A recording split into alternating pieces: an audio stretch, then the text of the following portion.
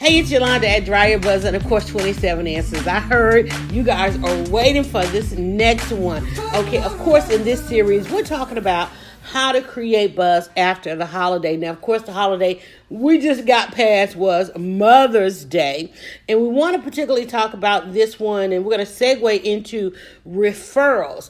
In the podcast before this one, we talked about, what if your product or your service doesn't necessarily fall in a gift category, but you're suffering from a bit of FOMO, fear of missing out. Let's just add a D on to that. Fear of missing out of dollars because you really couldn't package your product or your service for Mother's Day.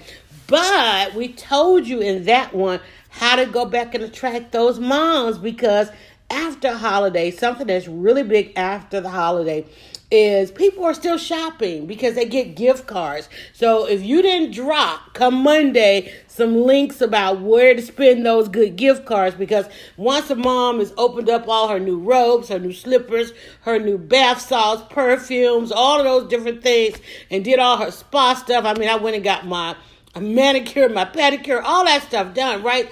And then you get back to thinking, well, what did I really need? Now, sometimes you got real good kids and they hone in on what you really need. But a lot of times people try to give us gifts that we normally won't buy for ourselves. And then those that can't think about what to give us, they give us those good gift cards. And so one thing you can do after the holiday is really start running campaigns on where people can spend their gift cards.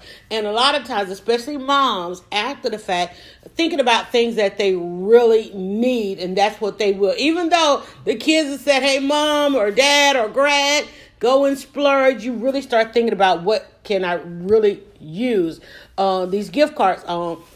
What do I really need? So go back and listen to the podcast right before this and we talk about that. But I want to talk with this one about referrals.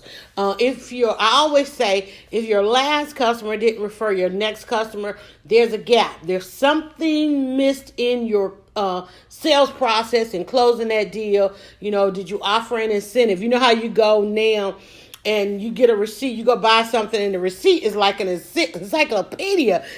Now if you do this and you follow here, you like this, you call this, you do the survey, all of those instructions on that receipt. Don't get mad. Okay, copy it. You should be doing the very same thing. Don't just say thank you and goodbye to that customer. Give them something to think about you later. Give them something to come back in the door. Give them an incentive to tell everybody. Now, we have really gotten down and looked at the science behind referrals. And a lot of times we don't see referrals because using our services, now keep in mind, we talk about this all the time. Your product or your service or your customers come to you because you help them build their status and maintain their influence, or build their influence and maintain their status. So if my coming to you to get my hair done, if I'm shopping with you, or that's where I get my nails done, I don't want all my girlfriends rolling up in there getting their hair, their lashes, all that kind of stuff, right? So I may not refer them, but I still need to be that walking billboard. I remember reading in one of my branding books, and they talked about how the fast food places fold the bags so that you hold it a certain way, because you're not running out of there saying, hey, I just got some of this and some of this.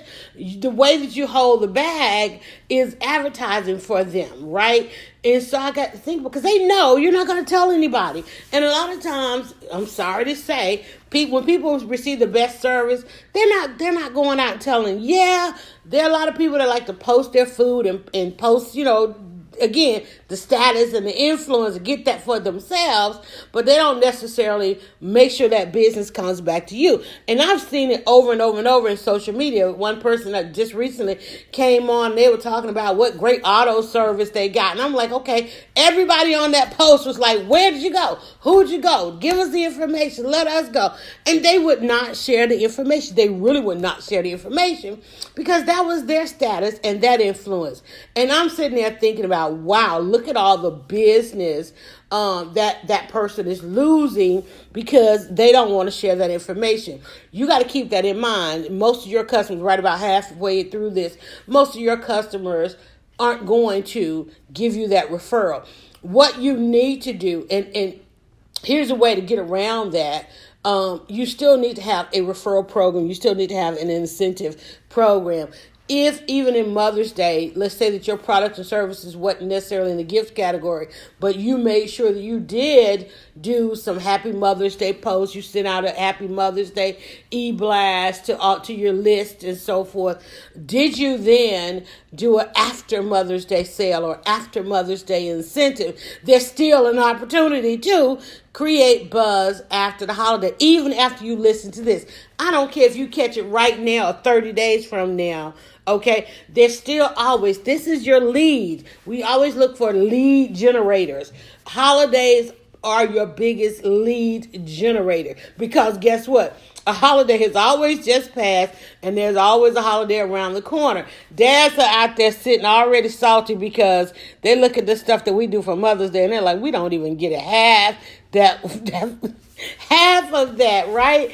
And I'm laughing and I'm like, wow. I mean, they're already posting, okay, no dads tried to claim Mother's Day, so mothers, don't y'all claim Father's Day. It's so funny, but it's also an opportunity to create buzz after the holiday. So, hey, listen, why are you still listening? Okay, press stop, go and put out a sale. Just tweet it. Do your cash app. What do you need to do? Because there are people out there, what's the one question? You want to know how to create buzz. They want to know how to become your customer.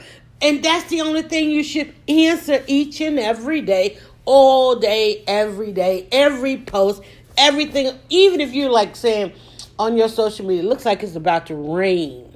But I got this 5%, 10%, 20% off. I wonder, and if you want to be subliminal with it, I wonder how, it's about to rain. I wonder how my sale is going to go. I mean, there's so many ways to do this, but you also want to do it up front.